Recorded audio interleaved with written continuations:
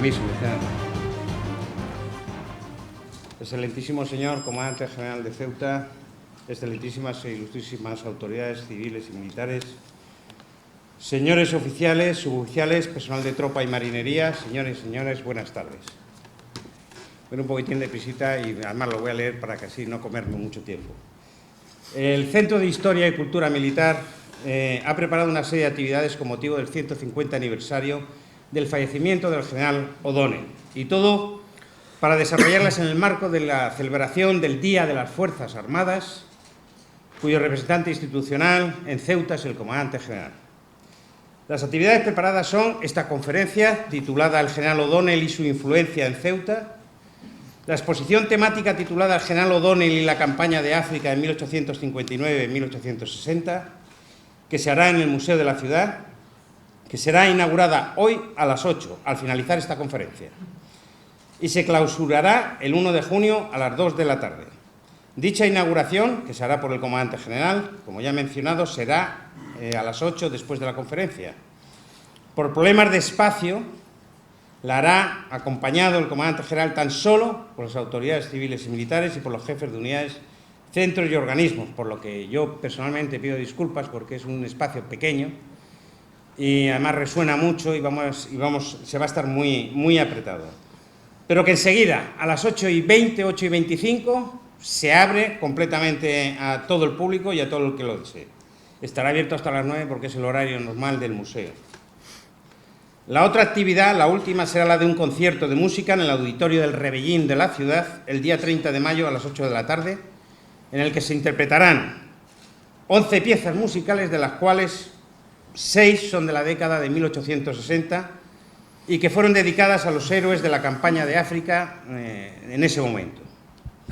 Por otra parte, para estas actividades tenemos la satisfacción de contar entre nosotros y aquí presente con un descendiente del general O'Donnell, nacido en Melilla, de familia militar, el capitán de artillería don Javier de Coig O'Donnell Marquina, que en la actualidad manda la batería Mistral del segundo grupo de artillería antiaérea del regimiento de artillería que hay en Ceuta. Para la conferencia de ahora, y voy a ser breve, para mí es un placer presentar al conferenciante, que es un viejo conocido por muchos de los aquí presentes, don Francisco José Ganfornina Lozano, nacido en Ceuta, es un empedernido caballa, licenciado en Historia del Arte por la Universidad de Granada y especialista en Historia Militar por el Instituto Gutiérrez Mellado. Es un gran colaborador desde hace muchos años con el Centro de Historia que yo dirijo. Ha sido becado por el Instituto de Estudios Ceutís, ha trabajado, por poner algún ejemplo, en la elaboración del expediente de la Declaración de Bienes de Interés Cultural, de las torres y fuertes neomedievales del campo exterior de Ceuta y del expediente de los baños árabes de la Plaza de la Paz. Ha sido contratado también y ha colaborado con multitud de asociaciones, organismos y centros como asesor técnico para trabajos, planes y exposiciones.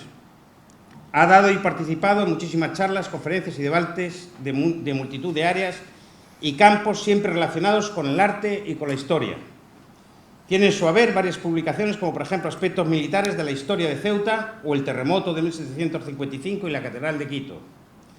Ha colaborado en muchas de las organizaciones de cursos, planes de voluntariados de arqueología, exposiciones fotográficas y diversas publicaciones.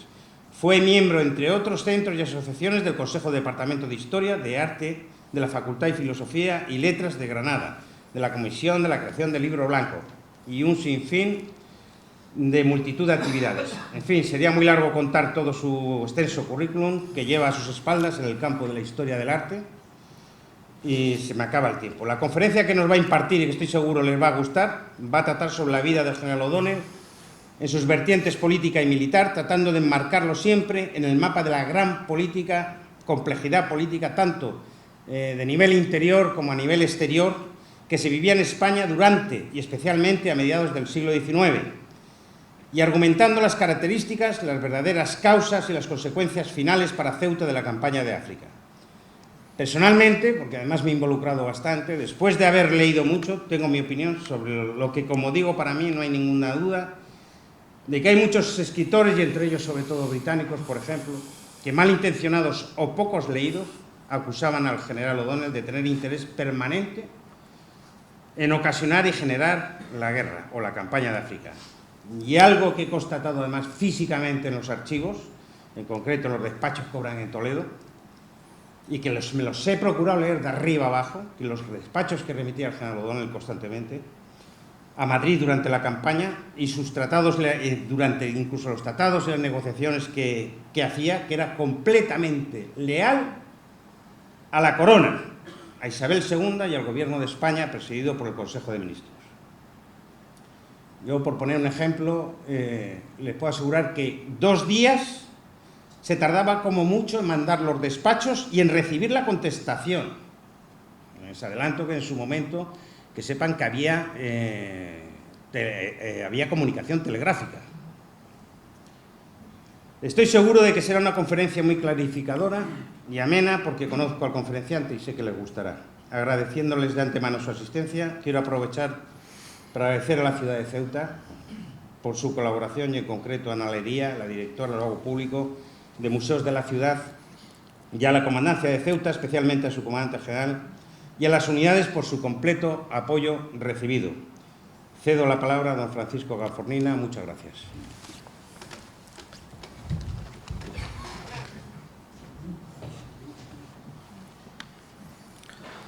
¿Me general, con su permiso?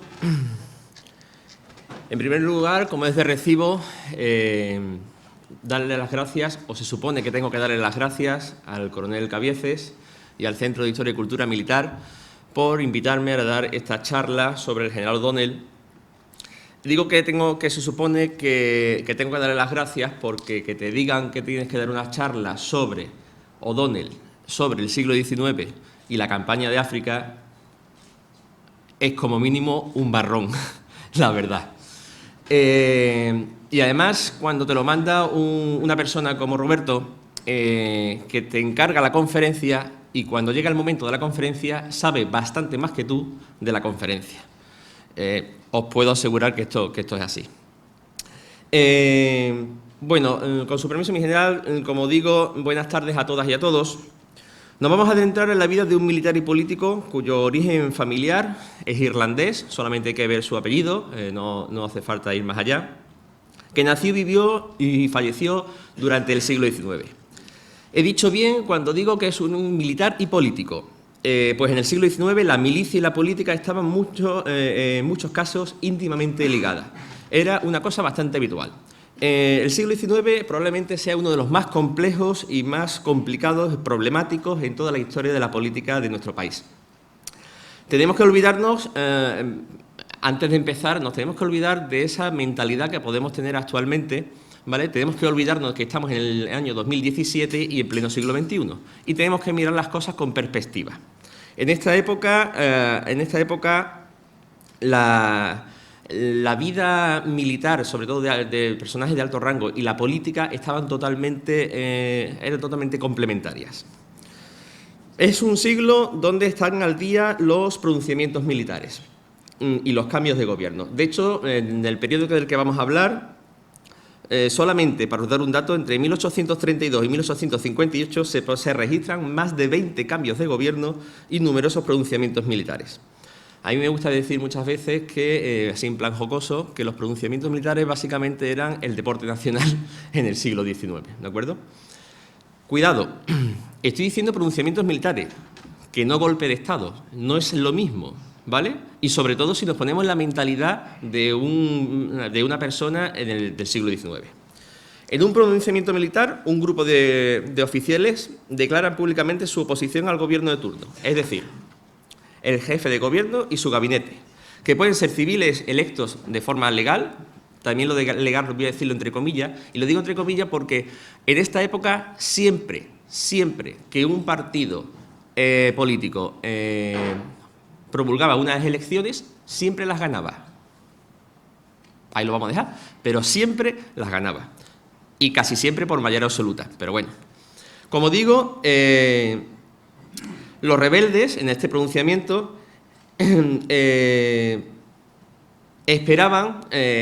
hacían este pronunciamiento y esperaban al que el resto de las fuerzas se declararan a favor o en contra del gobierno de turno, así como muchas ocasiones también a la población civil. Si la rebelión carece de apoyo, los organizadores pues, pierden, deben abandonar el país, ir al exilio o quizás sufrir arresto, pero poco más. Pero si la mayor parte de las Fuerzas Armadas se declaran a favor del pronunciamiento, entonces el gobierno de turno renuncia. Quizás hay gente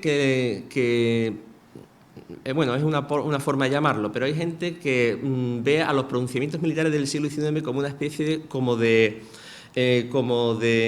moción de censura, como lo que sería una moción de censura, a otros niveles, por supuesto, pero que os haga ahí una idea, o háganse ustedes una idea de que van por ahí los tiros. Estas son las características del siglo XIX. Es un siglo, como digo, muy complejo, de los más, si me permiten la palabra, ahora que estamos aquí entre amigos, de los más feos, políticamente hablando, o más barrocos, complicados de la historia española.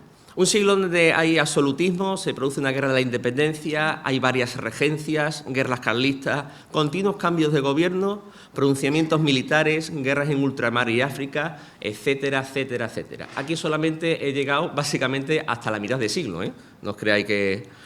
Pero es que durante la vida de O'Donnell, durante la vida de nuestra protagonista, se va a producir todo esto. Se va a producir la crisis del antiguo régimen, la guerra de la independencia con la Constitución del 12 de Cádiz, de la Pepa, el reinado de Fernando VII entre el absolutismo y el liberalismo, la regencia de María Cristina, la primera guerra carlista, la regencia de Espartero, la década moderada con Narváez y sus diferentes gobiernos, el bienio progresista, el bienio moderado, el gobierno largo de O'Donnell con la Unión Liberal, la vuelta de los moderados y el gobierno corto de O'Donnell. Esto solo hasta el 67. Si seguimos, no acabamos. Aquí cuando pueden ustedes ver, cuando yo decía que no sé si darle las gracias al coronel cuando me dijo que diera una charla sobre este tema. La verdad es que es un tema bastante complejo. Nuestro protagonista era hijo de un padre realista nato, que combatió contra los constitucionalistas. De los tres hermanos, bueno, O'Donnell tuvo varios hermanos, entre ellos una mujer, Beatriz, de ella tenemos un descendiente directo aquí en la sala, que tengo que contar una anécdota. Hace poco el coronel Cabiece me llamó a su despacho y me dijo: mira, Fran, a ver si a las 11 puede estar aquí, que va a venir a verte O'Donnell. Yo, pues la verdad es que me descompuse un poco, después conocí al capitán O'Donnell y lógicamente no... de estos hermanos, todos se van a decantar por el bando carlista durante la guerra. De hecho, dos de ellos mueren a lo largo de la contienda. Leopoldo O'Donnell se distingue entre todos los de su familia por su adhesión a la causa liberal.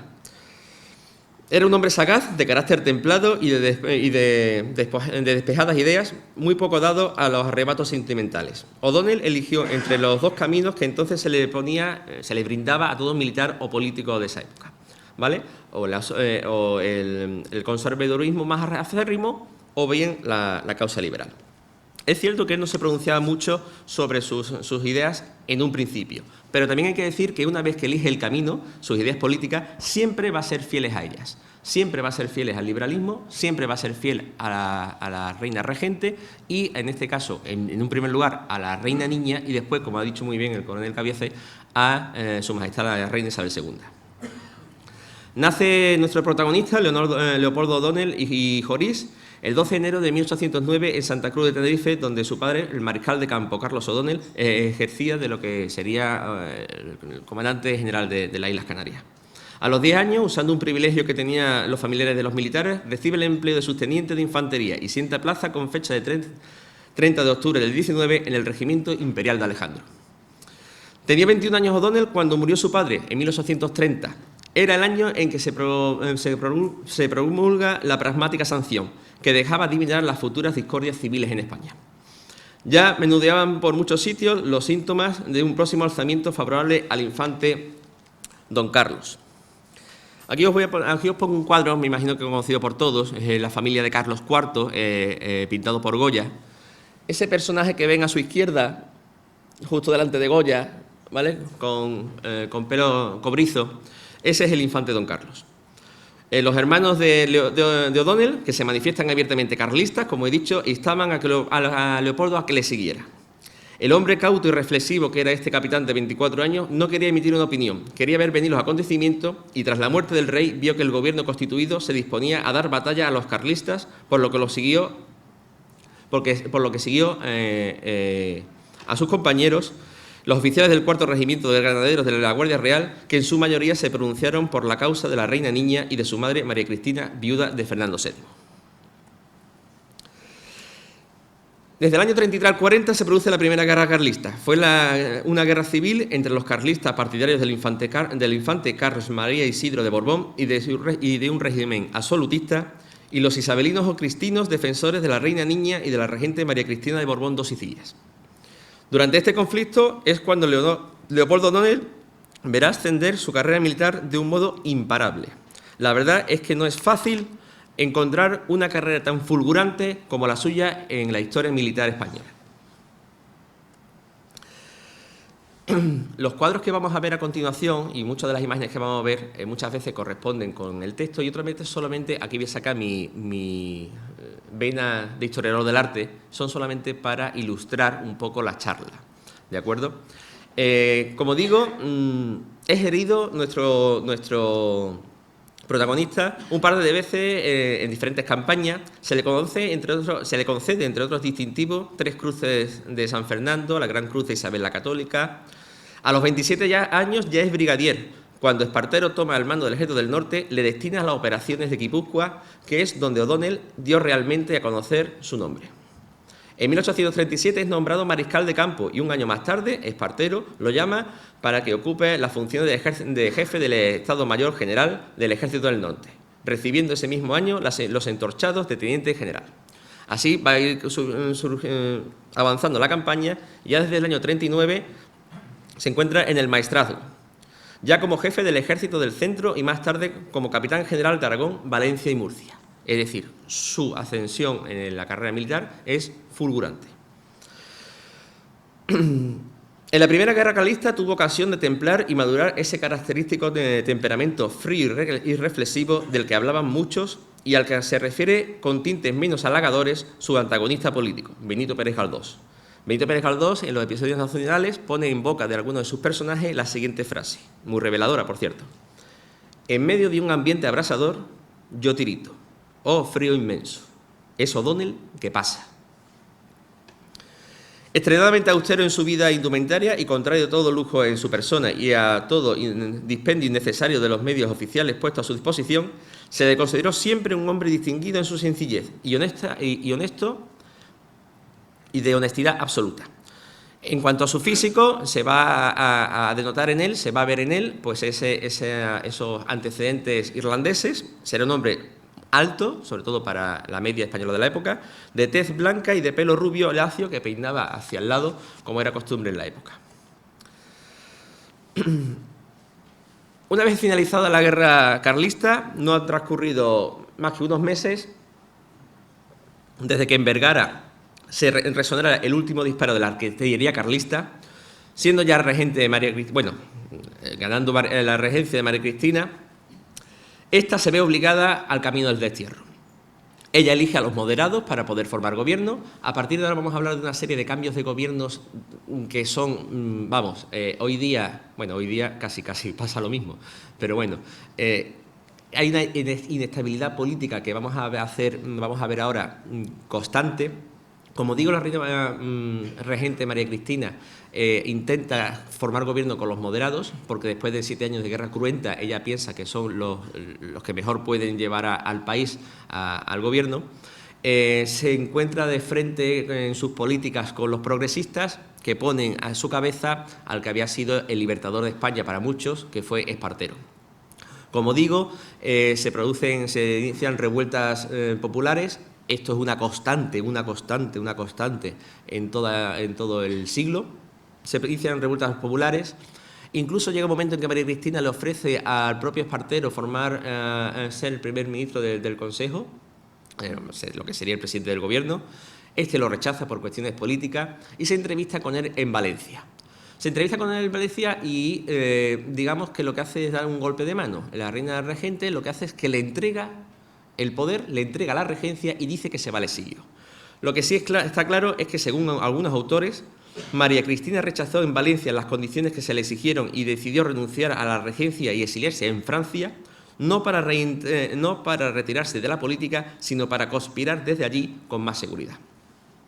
O'Donnell la acompañó a la reina madre en su embarco hacia el exilio y, disuelto el ejército del centro y sustituido en su capitanía general, porque de todo era sabido que estaba a favor de la regente, solicitó licencia para viajar al extranjero y marchó a París para ponerse a disposición de la regente María Cristina. O'Donnell no solo fue nombrado presidente de la Junta que se celebró en la capital francesa para intentar retornar a la desposeída, sino que además se proclamó secretamente jefe de la insurrección militar que fraguaba un pronunciamiento militar, el cual se lleva a cabo en el año 41. Al poco tiempo de asumir la regencia, Espartero forma gobierno. Ya desde el principio tiene problemas con su propio partido, con los progresistas, ¿vale? Por una serie de nombramientos que hace en su gabinete. La cosa es que el 27 de septiembre del 41, en Pamplona, el general O'Donnell intenta iniciar el pronunciamiento militar, pero no tiene éxito. Se lleva a cabo la sublevación en Vitoria por el general Piquer el 4 de octubre, que fue seguida por la proclamación en Vergara del general Urbiztondo de María Cristina como regente y la proclamación de una Junta Suprema de Gobierno presidida por Montes de Oca. Aquí va a ocurrir un hecho importante. El 7 de octubre del año 41 tiene lugar el asalto. Aquí vemos a Espartero. El 7 de octubre del año 41 tiene lugar un hecho significativo, que es del pronunciamiento, que es el asalto al Palacio Real para capturar a Isabel II y a su hermana y llevarlas al País Vasco y ponerlas bajo custodia de la regente María Cristina. Los generales Diego de León y Manuel de la Concha, con la complicidad de la Guardia Exterior, entraron en el palacio, pero no lograron apoderarse de las dos niñas. Algunos altos militares huyen y el general Diego de León pues se entrega.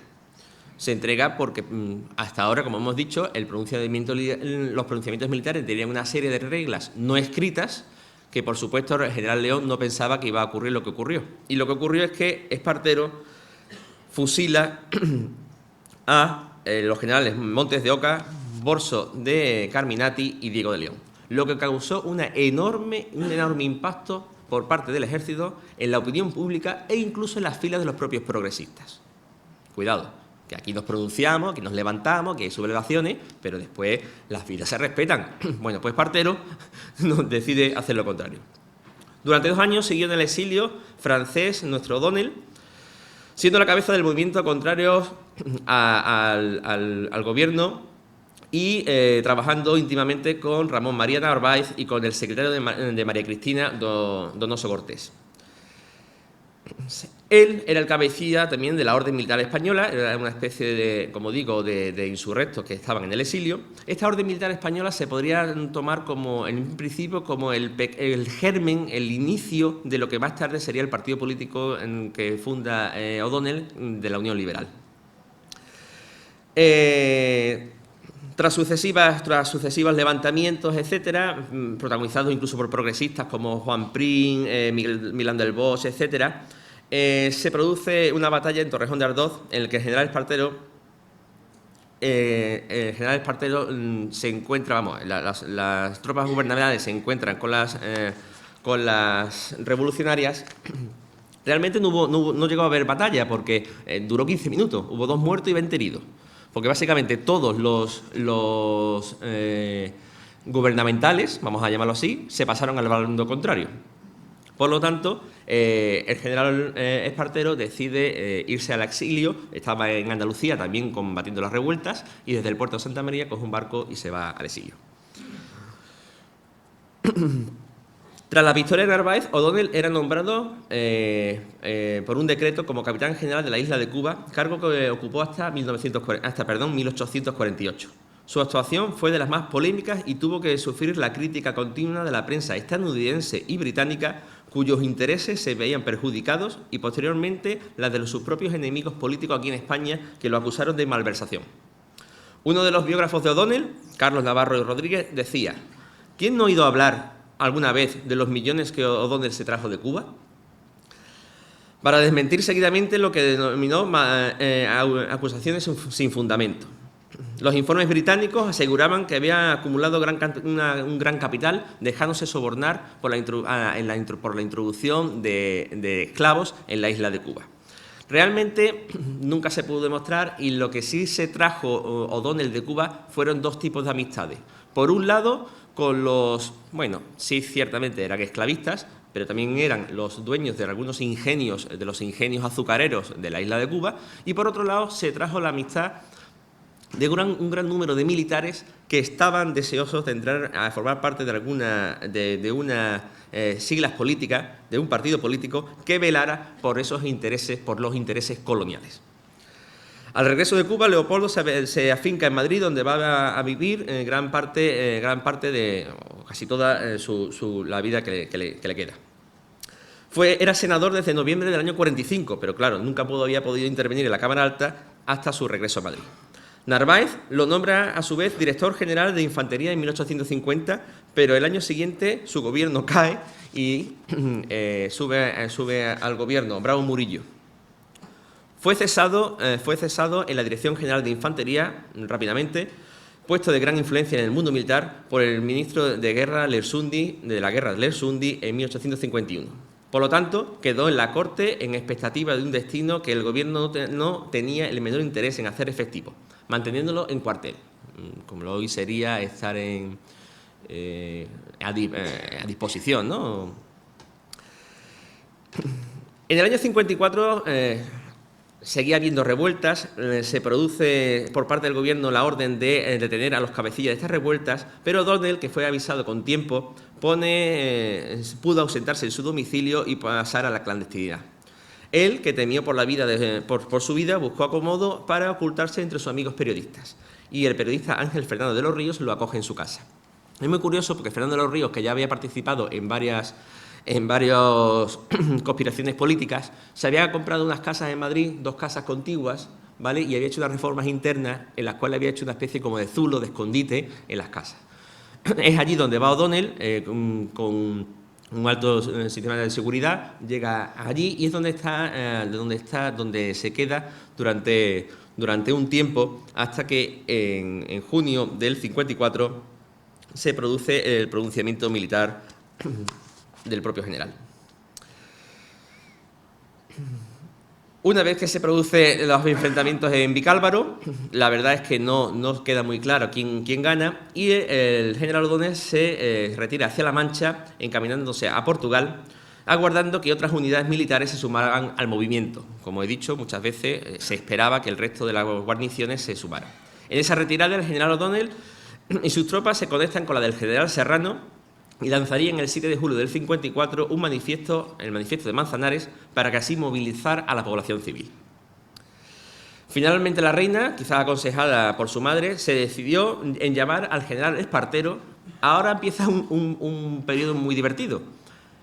Está Espartero del gobierno, al poco tiempo está Narváez, al poco tiempo está O'Donnell. Volvemos a empezar por Espartero, seguimos con Narváez y seguimos con O'Donnell. Y así los podemos tirar, pues.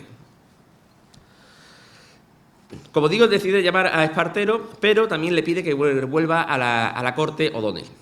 El 28 de julio, Espartero hacía su entrada triunfal en Madrid, abrazándose con su antiguo enemigo, que antes había sido amigo. Acordaros que lucharon en el mismo bando en la guerra carlista. Esto es un disparate. Y lo nombra, O'Donnell exige para sí el nombramiento de ministro de la guerra. Desde el departamento de guerra consiguió O'Donnell reorganizar en poco tiempo el ejército, reimplantar la olvidada disciplina y modernizar su armamento, medidas todas que contaban con el rechazo de la minoría republicana, pues creían que había quedado peligrosamente todo el ejército en manos del general O'Donnell.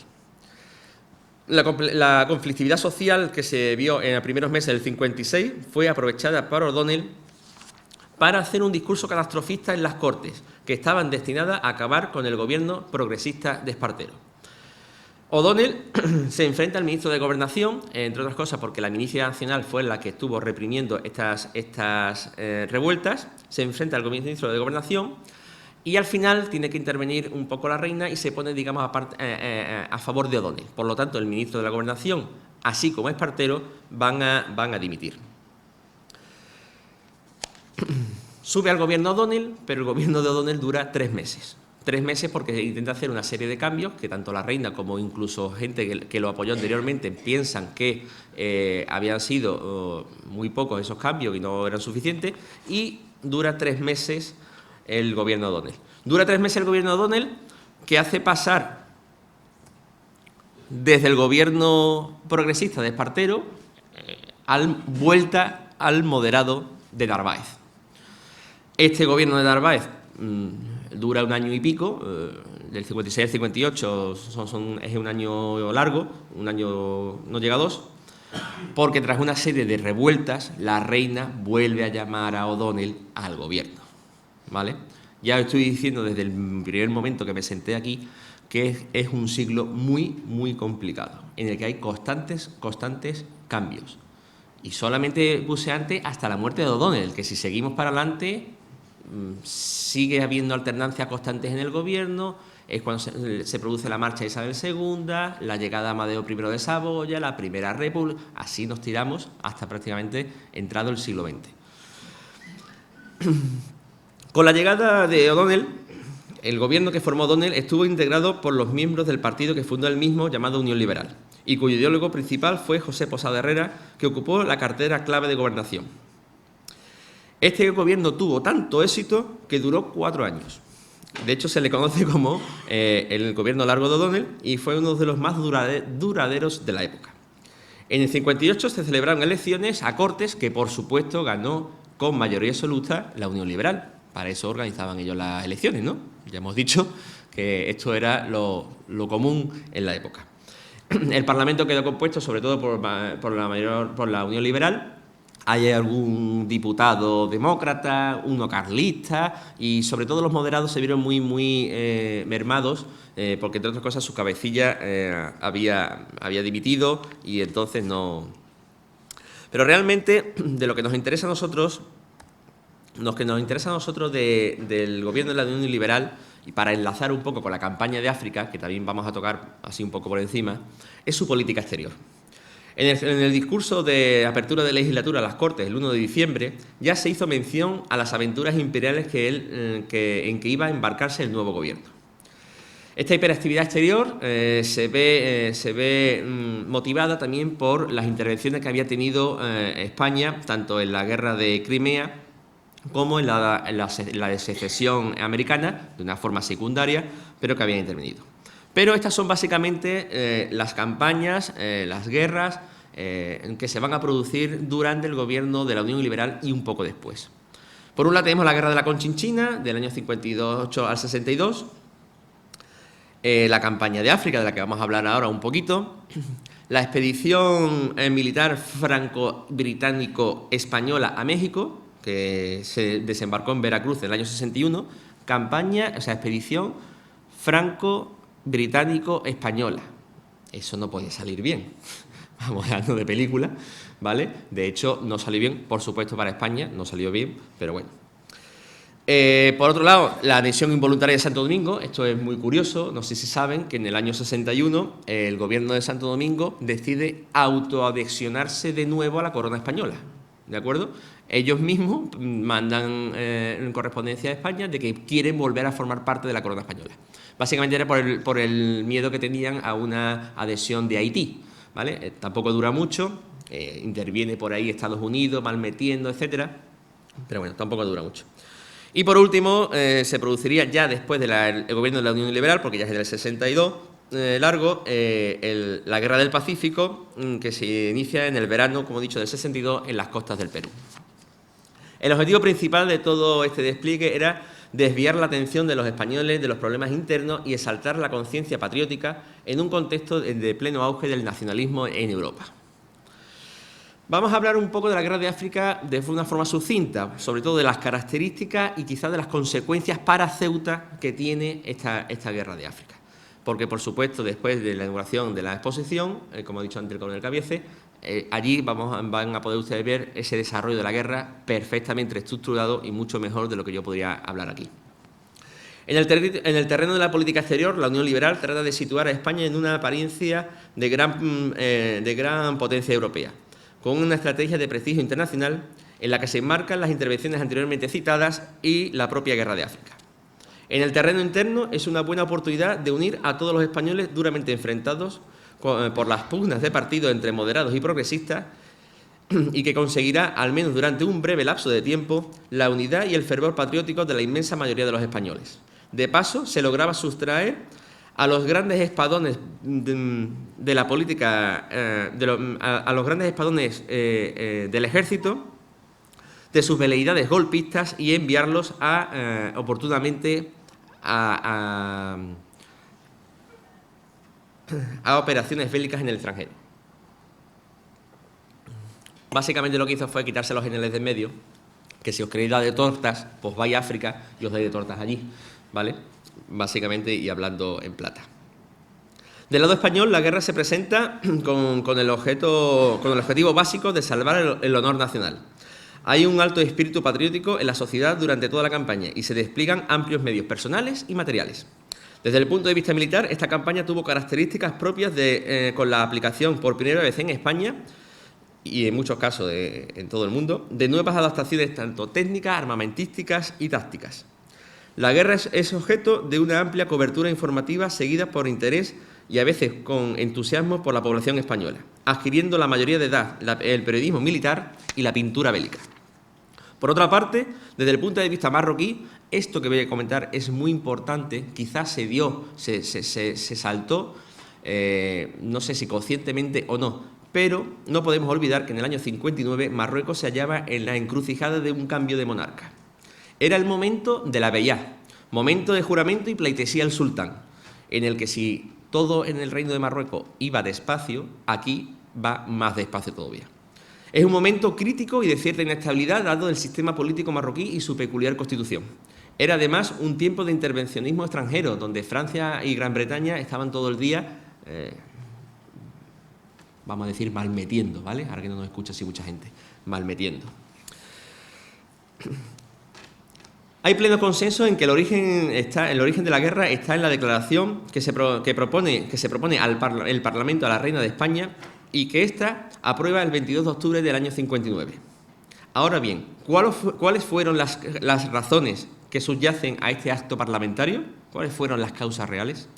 Entre las causas próximas se señala de manera unánime la destrucción de unas obras iniciadas en el Alto del Otero para disponer de un cuerpo de guardia y además la destrucción de un hito con el escudo nacional. Son hechos perpetrados por parte marroquí y más exactamente por elementos, cuidado, más exactamente por elementos de las cabilas de Ángera en las noches del 10 de agosto y sucesivas, siguientes.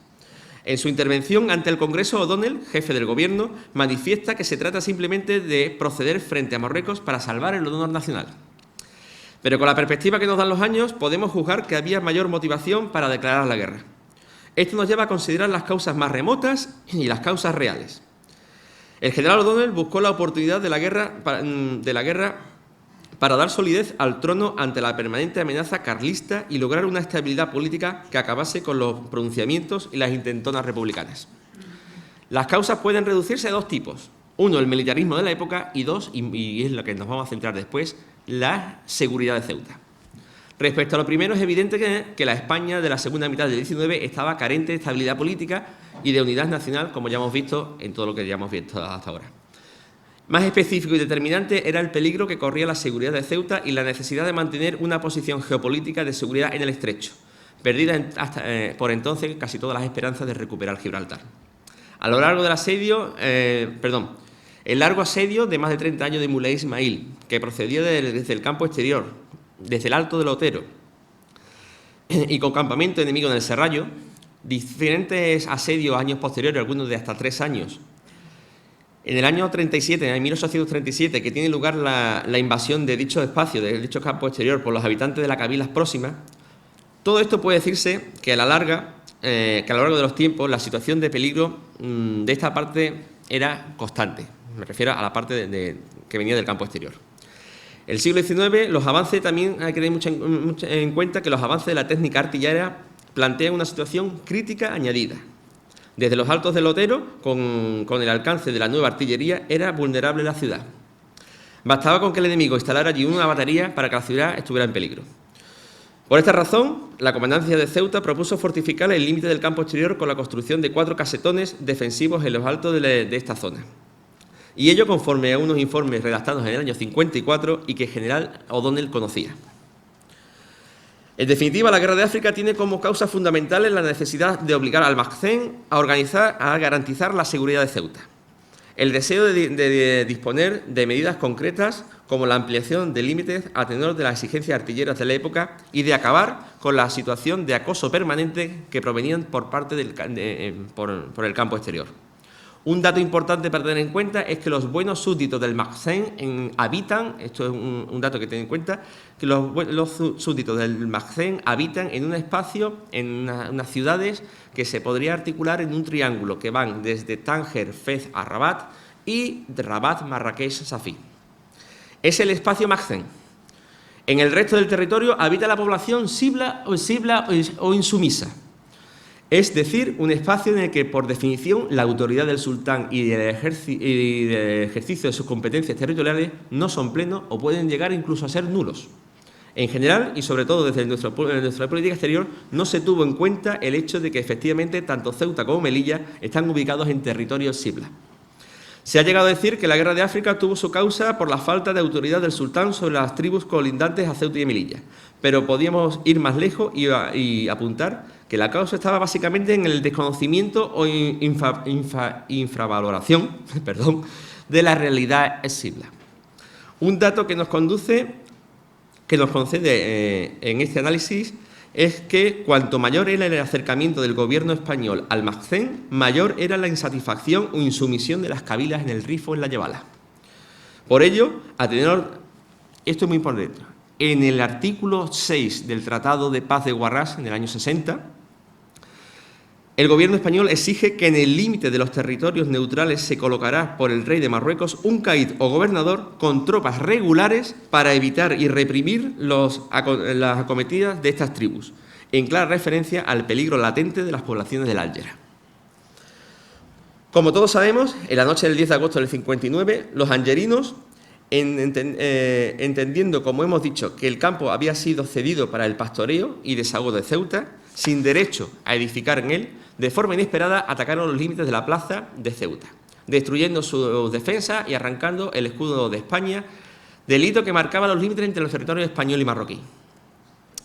Tras varios contactos diplomáticos y ante la gravedad de los hechos, por Real Orden de 1 de septiembre se organiza en Algeciras un cuerpo de observación al mando del general Echagüe y en ese mismo mes se establece en Cádiz una división de reserva a las órdenes del mariscal de campo Orozco, enviando a nuestro gobierno un ultimátum al sultán con exigencia de réplica en 10 días, que realmente se convirtieron en 40 debido al fallecimiento del sultán y la subida al trono de Sidi Mohamed IV, sultán de Marruecos. Como hemos dicho, estaban en plena vellá, ¿vale? Al no obtener el gobierno marroquí una categórica satisfactoria respuesta, España declaró la guerra a Marruecos el 22 de octubre, como hemos dicho. Declarada la guerra, se organizó el ejército expedicionario cuyo mando asumió el propio presidente del gobierno, el general O'Donnell, por Real Decreto de 3 de noviembre, que se articuló en 3 cuerpos de ejército, una división de reserva, otra de caballería, en un total de aproximadamente unos 35.000 hombres. El primer cuerpo, a las órdenes del mariscal de campo Rafael Echagüe, estaba ya concentrado desde antes de la declaración de guerra, como hemos visto, con carácter de cuerpo de observación en Ceuta, Algeciras y Campo de Gibraltar.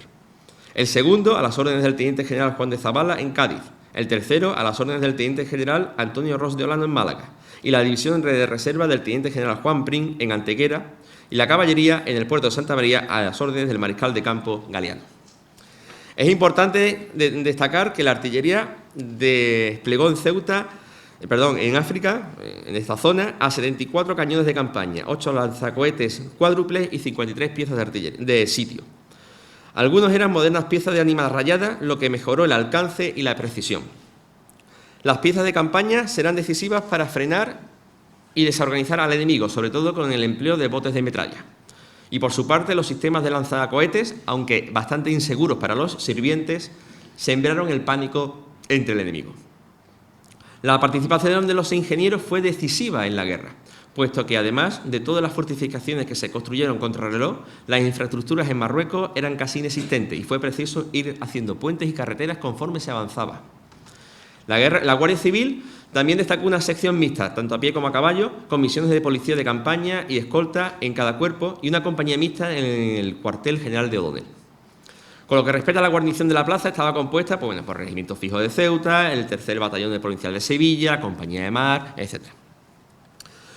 Por su parte, la escuadra, al mando del brigadier de la Armada, Segundo Díaz Herrera, estaba compuesta por 4 buques de vela, 6 de hélice, 11 de ruedas, 2 faluchas, 20 lanchas cañoneras y 12 transportes. Sus capacidades no le permitían operar en el Atlántico, por lo que hubo que desechar la posibilidad de un ataque por esta costa, que era lo aconsejable desde el punto de vista estratégico y operacional, teniendo que ceñirse a operar en el Mediterráneo y en el Estrecho. La Armada desempeñó misiones muy importantes durante toda la contienda. Siempre hablamos de los avances del Ejército de Tierra y nos olvidamos un poquito de la Armada, y fueron fundamentales. Antes de las operaciones terrestres ya bloqueaban los principales puertos marroquíes. También se produjeron diversos bombardeos a esos puertos o a determinadas ciudades. Se encargó del traslado de tropas hasta Ceuta, no sin dificultad, y acompañó la marcha del ejército por todo el litoral, dando apoyo con sus 329 piezas de artillería que embarcaba lo que se puede considerar como la primera acción conjunta de la Armada y el Ejército de Tierra. Todo ello mandado por nuestro general O'Donnell. El ejército marroquí estaba mandado por el hermano del sultán, Muley el Abbas, y estaba compuesto por tropas permanentes, la guardia del sultán, los moros del rey Omar Hassan, el Nizam o tropas regulares, y por los irregulares, el GUM, que en total se acercaban a unos 60.000 hombres entre infantería, caballería, artillería, etc. Realmente las fuerzas marroquíes eran huestes de fuerzas combatientes abyegadizas y sin cohesión, y no ejércitos estructurados y disciplinados. Los contingentes proporcionados por las cabilas, el GUM, como digo, se reunían en breve tiempo a la llamada del sultán para hacer la Guerra Santa, pero igual que se podían reunir, se dispersaban con la misma rapidez por problemas de logística, por falta de disciplina, etc. El primer plan de operación de O'Donnell contempla el desembarco en las proximidades de Tánger y el ataque directo por tierra a esta plaza. Pero los marinos, la Armada, no le garantiza que el estado de la mar en otoño permita las operaciones, por lo que opta por Ceuta como base de operaciones, aun siendo consciente de su mala situación y sus limitaciones. Por lo tanto, deciden llegar a Tánger a través de Ceuta, por Tetuán, como ya todos sabemos. Como conclusión, podemos decir que la única ventaja que ofrecía Ceuta como base de operaciones era la seguridad para el desembarco, concentración y despliegue de las unidades. Realmente podemos afirmar que el general O'Donnell y su plana mayor pecó en algunos aspectos, en otros muchos no, en algunos aspectos pecó de improvisación, o quizás más que de improvisación, de un deficiente estudio de los factores cuando decidió sobre todo la intervención armada y diseñó el plan de operaciones.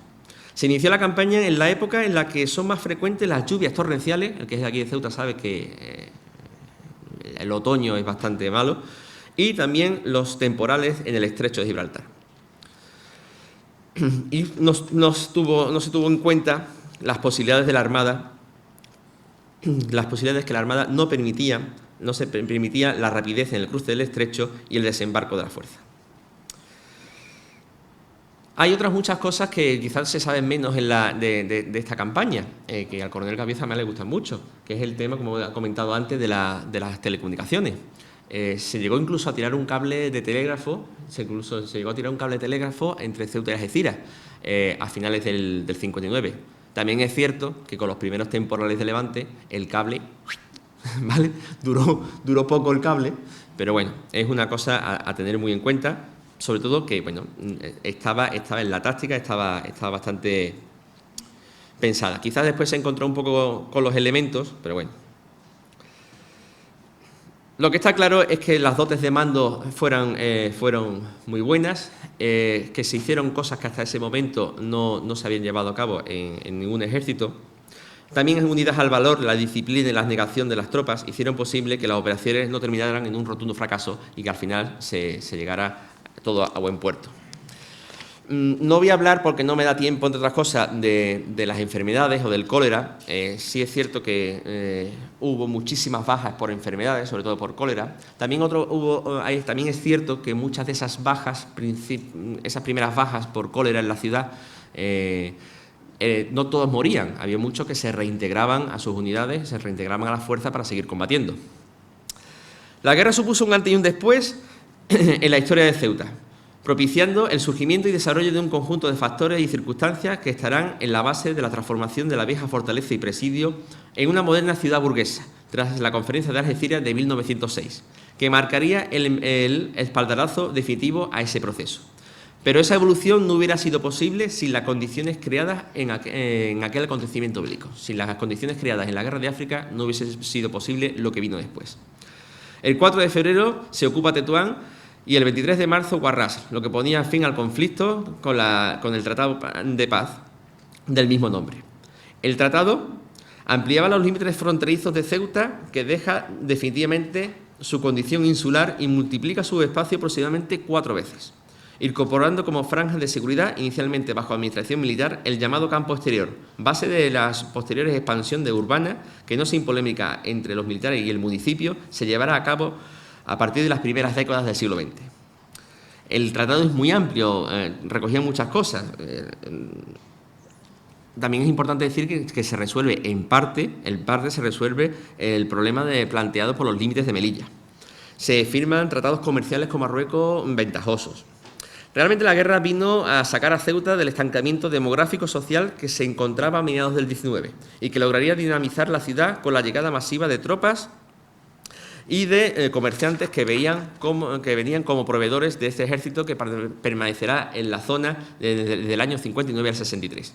Por otra parte, las necesidades logísticas del conflicto obligaron a desgravar algunas mercancías y proclamar su libre introducción en la plaza para facilitar y garantizar el suministro de la tropa. Los jefes militares decretarán una provisional declaración de Puerto Franco que será confirmada en el año 62 como definitiva.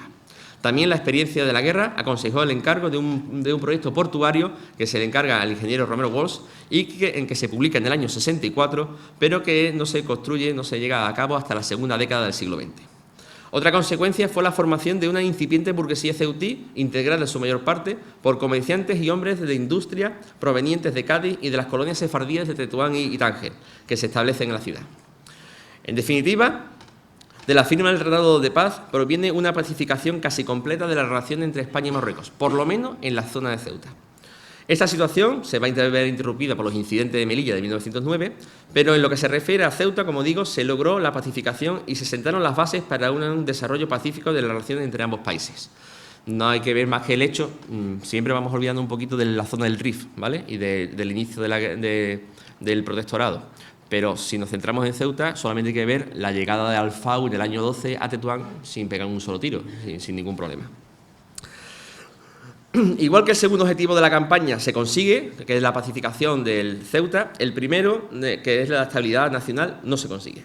De hecho, durante la propia campaña hay intentonas carlistas de llegar al poder que quedan eso, un poco de intentonas. A partir del año 61 empieza todo a complicarse más. Hay sublevaciones campesinas en Loja. Los progresistas protestan ante la reina por problemas políticos. Llega todo a un nivel que incluso el propio partido de la Unión Liberal tiene disensiones en sus bases. Ante todo esto, en el año 63, O'Donnell pidió a la reina que se disolvieran las Cortes, que llevaban abiertas 4 años, para poder contar así con un parlamento que le fuera más favorable. La reina se niega y entonces O'Donnell presentó su dimisión, que le fue aceptada. Fue el final del gobierno largo de la Unión Liberal. La reina nombró al marqués de Miraflores como nuevo presidente del gobierno, con lo que el Partido Moderado volvía al poder después de unos años. Este gobierno no va a durar mucho, ya en el año 65 se producen una serie de revueltas estudiantiles que fueron sangrientamente reprimidas y otra vez O'Donnell vuelve al gobierno. Este gobierno de O'Donnell dura unos meses por sus enfrentamientos con la reina Isabel II. Por lo tanto, nuestro protagonista dejó su cargo y se marchó a Biarritz. Por última vez, otra vez Francia, sería el refugio del político retirado y profundamente herido, con lo que él consideraba una enorme ingratitud por parte de Isabel II. Y con el pretexto de siempre, el de recuperar su salud, ya muy mermada, solicitó y obtuvo la correspondiente licencia militar. Como consecuencia de un rebrote de tifus, el 5 de noviembre del año 67, a los 58 años, moría Leopoldo O'Donnell. Madrid, la ciudad en la que había vivido la mayor parte de su vida política, le despidió entre honores extraordinarios. Los restos de O'Donnell reposan hoy día en la iglesia de Santa Bárbara, antiguo convento de las Salesas Reales, frente a las sepulturas de los fundadores, el rey Fernando VI y Bárbara de Braganza, en un bello sepulcro, obra de García Suñol, como vemos aquí, cuyo mármol destaca la alargada figura de ese gran irlandés, que Galdós, entre elogioso y crítico, no podía quitarse de la cabeza. Muchas gracias.